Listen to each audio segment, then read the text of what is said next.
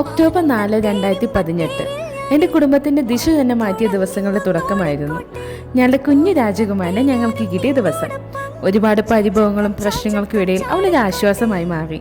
ദിവസങ്ങൾ മാത്രം പ്രായമുള്ള കുഞ്ഞിനെ കുളിപ്പിക്കാനും ഭക്ഷണം കൊടുക്കാനും ഉറക്കാനും ഒക്കെ ഞാൻ അമ്മയോടും കുക്കുവിനോടും എപ്പോഴും അടി ഉണ്ടാക്കുമായിരുന്നു. അവൻ്റെ കൂടെ കിട്ടുന്ന കുറച്ച് സമയത്തിന് വേണ്ടി ഞാൻ എൻ്റെ ബാക്കി എല്ലാ പണികളും മാറ്റിവെക്കും. അതിപ്പോഴും അങ്ങനെ തന്നെയാണ് കേട്ടോ.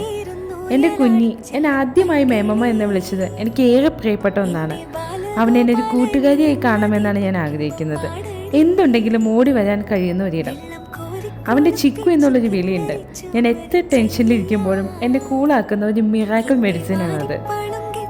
എവിടെയെങ്കിലുമൊക്കെ പോകുമ്പോൾ പൊതുവെ എല്ലാവരും ഞാൻ അവൻ്റെ അമ്മയാണെന്നാണ് വിചാരിക്കാറ്. ഇനിയിപ്പോൾ അവനോട് അവൻ്റെ അമ്മയുടെ പേര് ചോദിച്ചാൽ അവൻ എൻ്റെ പേര് കൂടെ കൂട്ടിച്ചേർക്കും. അതെനിക്ക് വളരെ ഇഷ്ടമുള്ളൊരു കാര്യമാണ്.